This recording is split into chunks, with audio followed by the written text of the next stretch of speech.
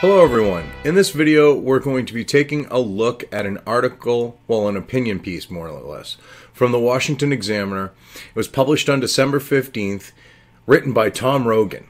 Now, before we get into this and we look at the title, I just want to say this. At one time I actually kind of thought the Washington Examiner wasn't going to end up like the Washington Post, New York Times, or any of that ilk, okay, and would actually report on real news. But they've been pushing the Russian narrative. They've been pushing this anti-Trump thing. And it's pretty clear that they've got Trump derangement syndrome. And they're going to do anything they can to undermine the Trump administration. And them say, for example, repairing the relations that Obama and Hillary, when she was Secretary of State, totally screwed the pooch on when it came to Russia, because they didn't like the fact that Crimea actually had a vote, which is legal under UN law. Regions can have a vote to, say, leave a country. That's what they did. And they decided to rejoin Russia. That, and then the fact that, hey, we helped orchestrate a coup in the Ukraine, which Crimea was a part of, okay, because the government there was friendly to Russia. Yeah, we've caused a lot of issues with Russia, or I should say Obama and Hillary, and it's funny, on that note of the coup in the Ukraine that they caused. When they did it, this really didn't get covered, and anyone can go look it up for themselves. Biden's kid got all the gas and oil deals that the government, the legitimate government they overthrew, had with Russia. So we've done a lot of shit to piss off Russia. We are lucky we are not at a war, a physical war with Russia because of the Obama administration, okay? And now the press and everything else trying to push Russia. Okay, Trump's trying to stop this. Yeah, for whatever fucked up reason, you have these idiots picking a fight with someone who can nuke us. Multiple times over, mind you. Now, I read this and I went, oh my God. This guy, Tom, really thinks his readers are morons. Okay? Because there's redundancy. And I'm going to get into that, as we get into the article. But there is something called redundancy. And he doesn't realize that when it comes to, say, military communication and things like that, there is redundancy. Why Russia is threatening transatlantic cables.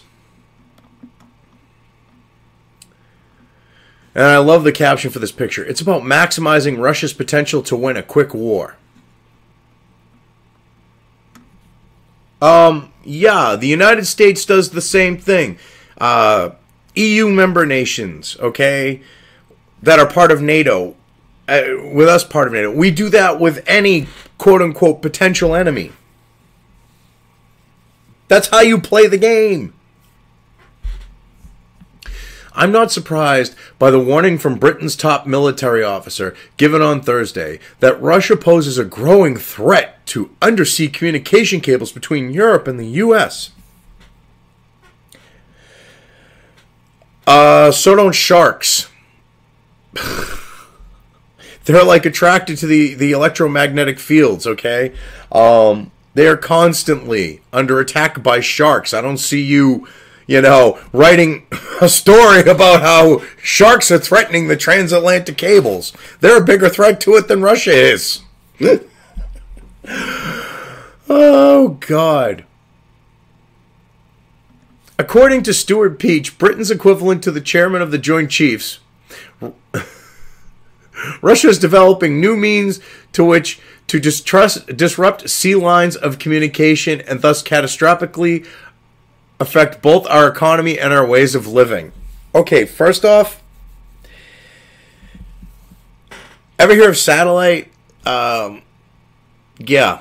That's a redundancy. Okay, so I don't know what to tell you. Between military and commercial communication, satellites are a redundancy when it comes, to, say, transatlantic fiber optic cables or twisted pair copper or whatever. That's a matter of fact. They were actually the primary, at one point, way for them to more conveniently, I don't want to say cheaply or whatever, but more conveniently route communication. Okay? So the thing is how is that really going to affect you where you've got satellite communication? Okay? Not only that, that's the cable between Great Britain and the U.S. You're part of the, economically, you're still part of the EU. You don't really export much to the United States either. And the internet is also redundant. This is another thing that this idiot's failing to take into account. That if Russia were to cut the lines along the Atlantic, all the traffic's just going to move through another cable and end up back in the United States anyways. The internet was designed to withstand the country getting nuked and survive in the United States. It was designed to survive globally like that. Okay, it's redundantly redundant.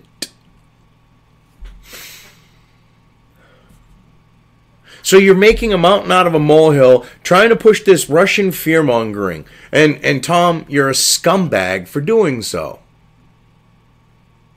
Well, because he's the British equivalent to the Joint Chief, we should just believe him.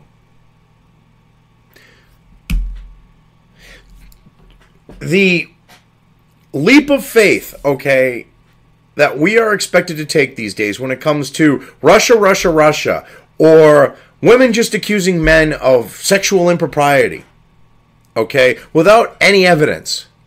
It's laughable. What you're supposed to believe. All right, I tell you the sky is purple. You're just supposed to believe it. That's what it's coming down to. There are two parts to this emerging capability. Russia continues to perfect both unconventional capabilities and information warfare techniques, and Russian President Vladimir Putin has a high-risk appetite. Peach is definitely correct about the risk appetite than before. Whoa. Putin, high risk. I think he's been infinitely fucking patient with the rest of the world in this Russian narrative bullshit, which even the FBI in these texts that the left are going, those were private texts on an FBI phone, on FBI property, okay, that was supposed to be used for business. Yeah, okay. And the reason why they're freaking out is because they flat out, these FBI agents flat out say that the whole Russian thing is a scam that they're going to use to try to tank Trump. They say this in the texts. So, I mean, the whole thing is here. There's nothing to that. So that means there's nothing to this. And I love how they're talking about taking out the transatlantic cables. And they have to throw this little tidbit in here about information warfare. How the fuck is information warfare a way to cut a transatlantic cable? I didn't know words could physically cut. I knew they could emotionally cut. I knew that they could, mentally cut on someone, but I didn't know that they could physically cut, because that's what they would have to do in order to actually do what you're saying that they're going to use it for. And seeing as Thursday's warning came from the uninformed, I love that. I'm saying uninformed, but it's uniformed. And as seeing Thursday's warning came, I think that's just I really think that's just a subconscious part of my mind taking over for a second, because this is laughable here. Let's see if I can get through it without subconsciously changing it as I read. And seeing Thursday's warning came from the uniformed head of the British military, it is likely based on confident intelligence assessments of Russian intents and actions rather than a hunch. Indeed, the British security establishment is normally loath to make big statements on emerging threats. Oh, really? They said Saddam Hussein was an emerging threat, like Baby Bush and the U.S. intelligence did. Before that point, Saddam Hussein is an emerging threat. With the first Gulf War, they tried to say, after the first Gulf War, when he disarmed and all that, they kept saying he was... Oh my God, this is revisionist crap on that note. They've never done... Bullshit. They make big statements on emerging threats all the time. Or at least historically they have. And it's turned out to be complete, at least in recent history, it's turned out to be complete bullshit. The same with the U.S. intelligence. This would be like, we should just have to believe Clapper, a deep state shill, because he was head of an intelligence agency under the Obama administration, okay? And, we should just listen to him when he's been proven a liar over and over. He lied under oath in Congress. So by your logic, we should just listen to this guy, but yeah. And on the same logic, we should just listen to Clapper, who was caught lying over and over. We should just listen to Comey, who was caught lying over and over. I love this, how we should just believe. Whatever happened to skepticism? Whatever happened to checking to see if someone's talking out of their ass? Oh, wait, you can't do that when it comes to Russia, because then there's absolutely no proof. And it's a fucking fallacy.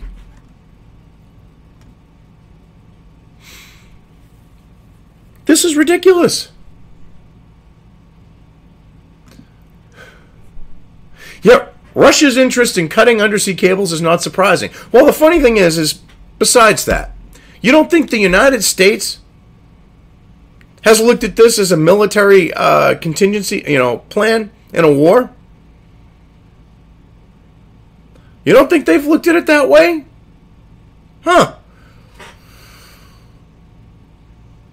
Sure, they haven't.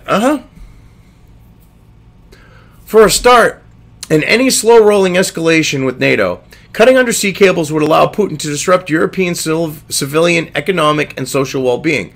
How so? The internet is redundantly redundant. Almost all telecommunications, like telephone, we'll say, for example, is done through the internet, through telephony. Okay, email, through the internet. Okay, web-based services, through the internet. Okay, networked services, through the internet. And where it's redundantly redundant, even if he cuts the transatlantic cables, the traffic is still going to get routed. Okay, it might travel all the way, say, to the other side of Europe and into Asia, and then get over to the United States. It's still going to get there. This is so freaking ridiculous. Tom, you're a sleazy, dishonest individual, buddy. You really are. Well, Russia has long sought to divide Europe from the U.S. Not really. The Soviet Union, maybe. But Russia didn't give a shit. Hasn't given a shit. For a very long time. Putin probably believes that cutting cables might encourage European populations to push their politicians to compromise to Russian demands. Oh my God, dude! Sure. Maybe in freaking La La Land. I love how he's trying to portray Putin in a particular light that's totally contrary to his actions. Because, honestly, the United States did to Japan leading up to World War II with the embargoes, okay? And stopping goods from coming in, you know, like through blockades, okay? What we've done to Russia, well, and what we did to Japan, okay? If you compare the two, Japan pales in comparison to what we did to Russia. What we're doing to Russia, I should say. Okay, and the thing that gets me is they've lasted longer than Japan did before it bombed Pearl Harbor. Yet you're trying to make it sound like he's an individual that's brash and go off half cocked and he, you know, he has no semblance of sanity and he's just you know. Basically, you're trying to portray him as totally different than what the actions show, because he has stopped Russia from retaliating against the United States. Why? Oh, it could be the fact that he doesn't want to nuke us or get nuked. Huh. You try to make it sound like there would be a conventional war. And that wouldn't be the case. Dangling the threat of impending nuclear war alongside the immediate consequences of cut cables, Putin would realistically hope to win the fight before it even began. Again, he cuts the transatlantic cables, the internet, and telecommunications otherwise, because it goes over the internet. It's still going to get to the United States, you half-wit. As I said, internet redundantly redundant. So that means they cut the cable, as I said, going across the Atlantic. It's going to go across Europe into Asia. Then cross the Pacific. Dick-diddy! Moron. You're seriously retarded, Tom.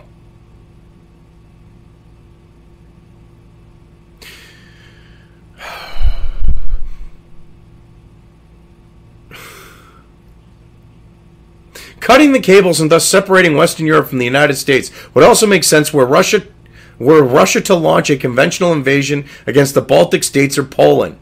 While such a scenario is unlikely, Russian forces recently trained for an invasion of Poland, so the threat cannot be entirely discounted.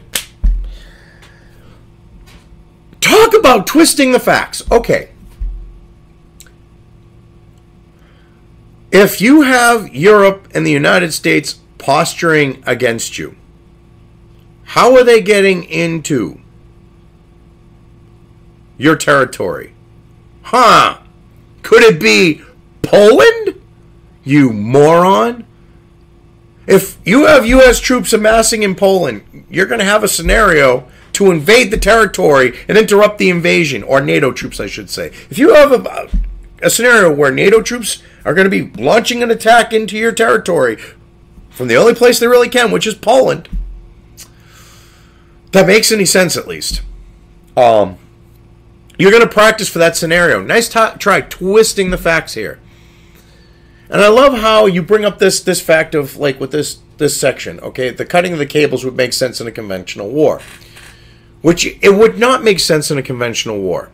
Again, because I said, internet redundantly redundant. The communications would still happen. From there, you have the fact that military communication would not be interrupted, and the United States has massive military presences in multiple European nations and would be able to easily respond. Then there's the fact that, oh, we could send troops from the United States or anywhere else in the world and have them there within hours. So in what, like, fallacy are you believing this is even possible? Because reality says otherwise. Still, while much of the NATO force complement is underfunded, undertrained, and insufficiently capable, Russia continues to fear the U.S. military. Bullshit. Okay? Much of the NATO force complement. Okay, no. NATO itself is underfunded by the other nations. Let's not twist words like you are here. They're not undertrained because they're these other nations' militaries who have combat experience, because weren't a lot of them involved in Operation Iraqi Freedom and Afghanistan? So you do have well-trained members of those militaries, and they are sufficiently capable, okay, considering that they have, you know, the same type of technologies that the United States has. You try to portray it like Europe is a fucking joke. It's all the United States, which a lot of their military defense capability is the United States. I'm not going to dispute that. But don't try to portray them out as defenseless and incompetent. That's being dishonest to your reader. Assuming adequate American political will, Putin knows the U.S. military would eventually push back any Russian invasion. Whoa, whoa, whoa, whoa, whoa. I love this implication. See, that he's trying to make it sound like Trump and the Republicans wouldn't stand against Russia, because, you know, or at least the ones that are siding with Trump, because he's trying to portray this whole Russia, Russia, Russia thing here, when Russia's a non-issue. And how does he know what Putin knows? This is funny because, and the thing is does he not realize that part of the North Atlantic Treaty Organization, okay, part of it, where we signed on the dotted line is if someone fucks with a member nation, we fuck with them. Not, whatever, and then maybe go eventually get involved. No. As a signatory of NATO, someone fucks with another NATO nation, we step in. And because we have the largest military and we pay so much into NATO, why do you think the other nations have stopped pulling their weight? Because we're held to that freaking treaty, you moron. So they know no matter what they do, if they piss off Russia, we have to intervene because we signed on the dotted line of that piece of paper. And to try to say otherwise, like you are here, is just completely sleazy. More specifically, the KGB colonel knows that the moment a large-scale deployment of U.S. fighter and bomber squadrons became operational in Europe, Russia's offensive potential would be seriously degraded. Okay. Where do I start with this? When you have to throw in that he was a colonel in the KGB, an organization that hasn't existed for decades, since the fall of the Iron fucking Curtain, you're pretty desperate. You really are pretty desperate to do that. And there's already a strong air, I don't want to say Air Force because I'm talking about the Air Force, but there is a strong Air Force already in Europe. I mean, there's an Air Force base in Germany that has a lot of aircraft at it. You got the fact that we can have B-2s and B-52s in hours over in Europe bombing the shit, you know, flying across Europe and then bombing the shit out of Russia.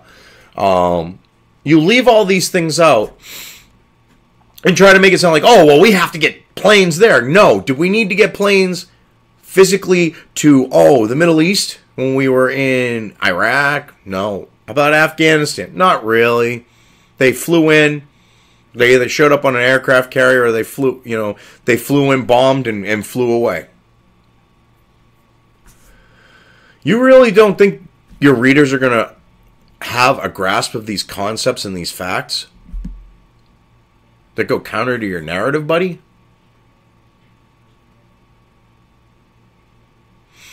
This is bad. The moment a large-scale deployment of U.S. armored brigades touched down in Europe, although that would take weeks, the game would be over. No, it wouldn't take weeks. We had boots on the ground. In a day, 2 tops, with Afghanistan, and the second we said we were going to Afghanistan, and the second we said we were going in Iraq, we had a shit ton of boots on the ground in like no time flat. It was within days. Don't try to say it would take weeks with Europe, especially with the fact of where we have military bases, okay, with, you know, airmen and soldiers, okay, across Europe.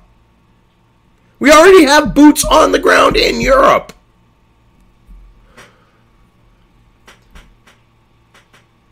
Jesus Christ, this guy is so dishonest. Correspondingly, Russia's best opportunity to seize territory and retain it under any ceasefire deal would be to achieve territorial dominance before the U.S. military could mobilize in response. Which, as I've pretty much pointed out, would be almost instantaneous. So they would need to take the territory within hours and hope that we don't fight for it. Because within hours, we would be deployed. Less than 24 hours. Boots on the ground and everything. And before that, we would be bombing the ever-loving shit out of them. So don't even try to portray it the way you are, Tom. You're dishonest.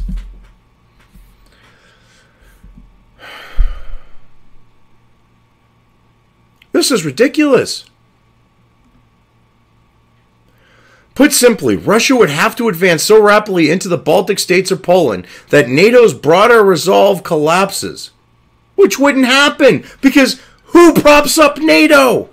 Who pretty much funds the whole fucking thing? Who pretty much makes up its force militarily? Oh, that's right, the United States. So this is a non-issue as well. Because they're going to hang on to our fucking coattails for dear life because they don't want to deal with getting defeated like Hitler defeated them during World War II. Jesus, you're a moron. Holy crap. The objective would be to achieve rapid strategic effect amidst looming inferiority. So you're admitting that they have inferior capability, but yet you're trying to portray them as such a big threat. You keep contradicting yourself, okay? And you avoid simple facts that any moron could go look up for themselves. Come on now here, Tom. It might seem infeasible, but considering NATO's lethargic political command and control apparatus, Russian aspirations of victory are not unrealistic. They are about as realistic as actually meeting the fucking Easter Bunny. Alright, and I ain't talking some dude in the suit that Jay and Silent Bob kicked the shit out of in Mallrats, okay? I'm talking about an actual, factual Easter motherfucking bunny.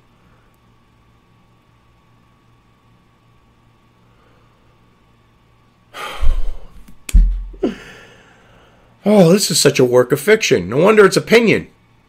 At least I got to give the Washington Examiner enough credit. See, Washington Post, New York Times, CNN, they would publish this as actual news. At least the Washington Examiner, okay? Which, with their Trump derangement syndrome, their credibility's in the toilet, but at least they have enough credibility to label this as opinion. It's not all bad news, however. If anything, Russia's target planning against undersea cables is a sign that Putin would not resort to nuclear war in the event of conflict. After all, there is very little point in destroying cables if the city they serve is already rubble. Which should go to show you. Okay, Putin got to the point where he said, back the fuck off or we're going to fucking nuke you. And Russians don't make idle threats. Okay, this was over the Ukraine. This was over the sanctions of putting pressure. This was, yeah. He basically told Obama and the Europeans, back the fuck off. You're gonna step to us, we're gonna step back. So, to try to say this, okay, the only way any war between well, I should say any direct war. Because a proxy war, history has shown otherwise, okay? Because you have had proxy wars between the United States and the former Soviet Union, okay? Where, for example, all right, Korea. That was not only a proxy war with us in the Soviet Union, but also China. Because you did have Russian MiGs, and even Russian pilots flying them in Korea. The same with Vietnam, but it was but they were proxy wars. Okay, so even though we were fighting, say, in Vietnam directly, and it wasn't, say, just the North and the South, and we were supplying, and then they were just supplying the North, it was still a proxy war. And as long as we had proxy wars, they never, because there was that deniability of direct contact, so to speak, to where there would be no escalation to nukes. But the second you have the end of proxy wars, and you have a direct conflict between, say, Europe and Russia, or the United States and Russia, because of NATO, which is laughable because Europe would tell us to fuck off. This is what I hate about Europe. They expect us to hold our end to NATO. So if Russia were to do anything to a NATO nation, for example, we would have to respond. We would have to militarily respond. If Russia, part of NATO says that if Russia does it to us, they're supposed to join in. But they would tell us to fuck off in a heartbeat. Yet we're supposed to, save their asses and basically allow them to be little shit stains, okay, starting stuff, while the United States is there going, yeah, well, you fuck with them, you fuck with us. And that's the type of situation we have here. I mean, yeah, you had Obama instigating as well. So, but yeah, you've come down to a point where you're trying to push this as something that it's not. And it's pathetic.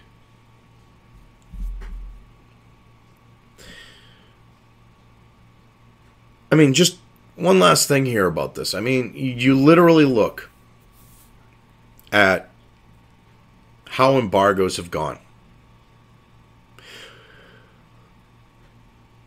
And he's ignoring that, okay? Like with Japan. Because this narrative has to keep being pushed.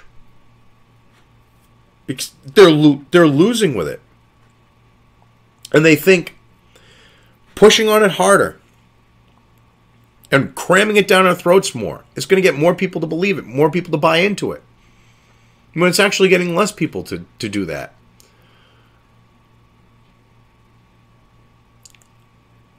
I mean, we need to take a step back and actually say, whoa, wait a minute.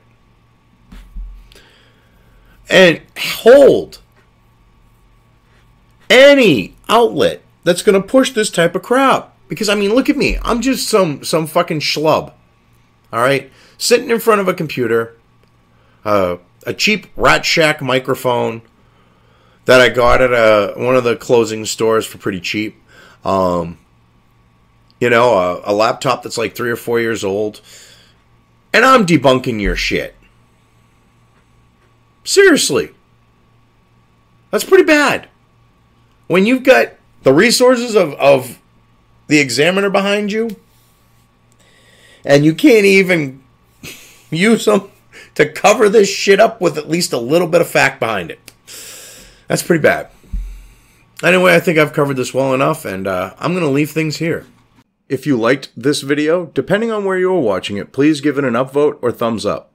If you want to know when new content of mine hits the internet, don't forget to subscribe to one or more of my social media or video accounts listed here. Also, with YouTube, don't forget to ring that bell.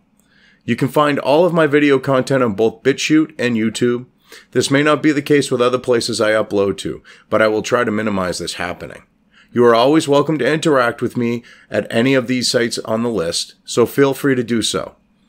If you have anything you want me to cover in a video when it comes to news or current events, send it right along to me. I will try to do my best to cover it. As always, thank you for watching.